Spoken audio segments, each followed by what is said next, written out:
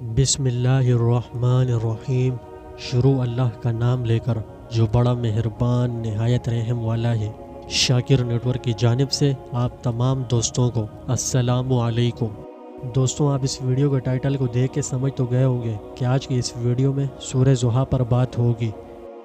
سورہ زحا کی ابتدائی آیات کا آغاز رب تعالیٰ نے بہت ہی عمدہ طریقے سے کیا ہے۔ ان کے معانی و مفہوم پر غور کرنے سے انسان کے اندر ایک امید جاگتی ہے کہ اچھے اور برے حالات صرف اللہ ہی کی طرف سے ہیں، اور اگر کسی پر برا وقت چل رہا ہے تو وہ ہمیشہ ہی نہیں چلے گا بلکہ ان سے نکلے گا بھی۔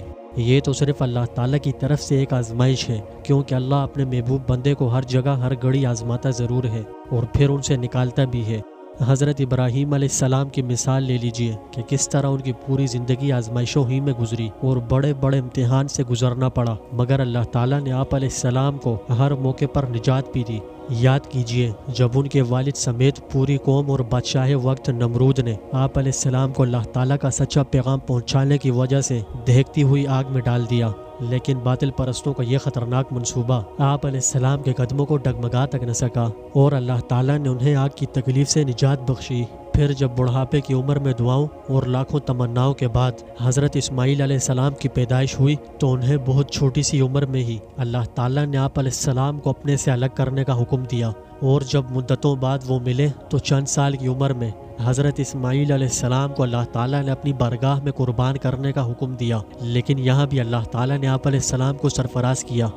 حضرت ایوب علیہ السلام کو دیکھ لیجئے کہ کیسے اتنی سخت آزمائش میں کامیاب ہوئے۔ ان کی آزمائش اتنی سخت تھی کہ پورے بدن میں صرف ان کا دل ہی محفوظ تھا۔ تقریباً 18 سال اس مرض میں گرفتار رہے، اور جب مرض زیادہ لمبا ہو گیا تو صرف اتنا ہی کہا، اذ نادى ربه انی مسنی الشیطان بنصب وعذاب۔ اللہ تعالیٰ نے آپ علیہ السلام کی یہ دعا فوراً قبول فرما لی اور انہیں حکم دیا کہ وہ اٹھیں اور غسل کریں۔ چنانچہ آپ علیہ السلام نے ایسا ہی کیا تو آپ کی ظاہری بدن کی تمام بیماریاں ختم ہو گئیں۔ پھر اللہ تعالیٰ نے انہیں حکم دیا تو انہوں نے زمین پر پاؤں مارا۔ اللہ تعالیٰ نے وہاں سے ایک پاک و صاف پانی کا چشمہ جاری کر دیا اور انہیں حکم دیا کہ وہ اس چشمے سے پانی پئیں۔ چنانچہ آپ علیہ السلام نے پانی پیا اور اس سے آپ علیہ السلام کی تمام اندرونی بیماریاں ختم ہو گئیں۔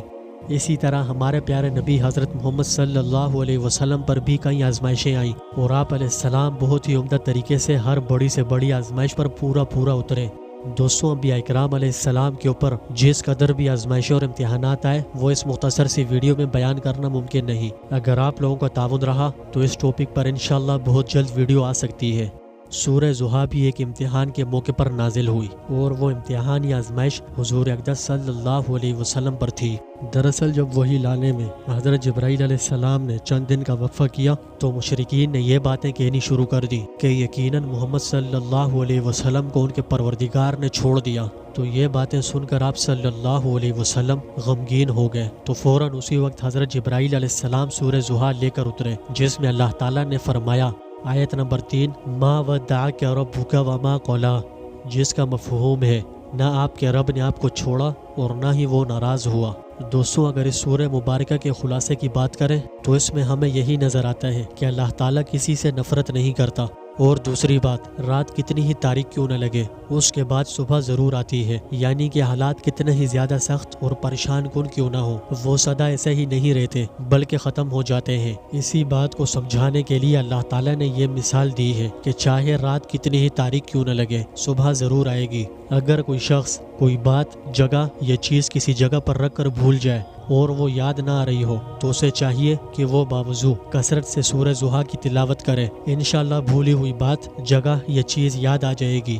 بدخوابی یا سوتے ہوئے ڈر جانے کی صورت میں سورہ زحا 7 مرتبہ پڑھ کر سونا بہت ہی فائدہ مند ہے۔ اگر کوئی تاجر سورہ زحا کو 313 مرتبہ روزانہ 21 دن تک پڑھتا رہے تو اس عمل کی برکت سے انشاءاللہ رکی ہوئی تجارت بحال ہو جائے گی۔ اگر کسی کے منہ میں چھالے پڑ گئے ہوں اور ان کے لیے کھانا کھانا یا مرچ نمک کا استعمال مشکل ہو گیا ہو تو شفا پانے کے لیے سورہ زحا 41 مرتبہ پڑھ کر چینی پر دم کر کے مریض کو دیں اور وہ منہ میں رکھ کر چینی کو چوسے، انشاءاللہ اس دم سے اس کے منہ کے چھالے ختم ہو جائیں گے۔ سورہ زحا کو عاملین نے پرتاثیر مانا ہے، اور اس سورہ مبارکہ میں 9 جگہ کاف آیا ہے۔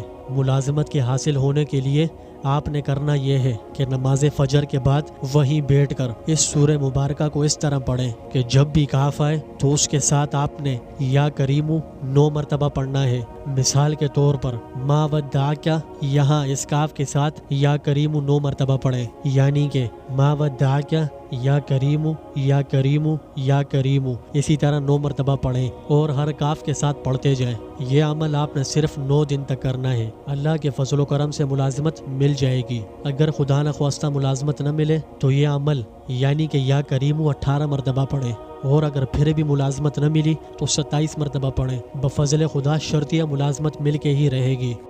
دوستوں، آج کی اس ویڈیو کو یہی مکمل کرتے ہیں۔ مجھے امید ہے کہ آپ کو ہماری یہ ویڈیو ضرور پسند آئی ہوگی۔ اگر پسند آئی تو اس ویڈیو کو دل سے لائک کریں اور قرآنی معلومات سے بھرپور اس ویڈیو کو زیادہ سے زیادہ شیئر کریں۔ آخری گزارش کہ اس چینل کو سبسکرائب بھی کر لیں۔ زندگی رہی تو میں ملوں گا آپ سے ایک اور نئی ویڈیو میں۔ تب تک کے لیے اپنا بہت سا خیال رکھیے گا، دعاؤں میں یاد رکھیے گا۔ پیار بھری دعاؤں کے ساتھ مجھے دیجیے اجازت۔ اللہ حافظ۔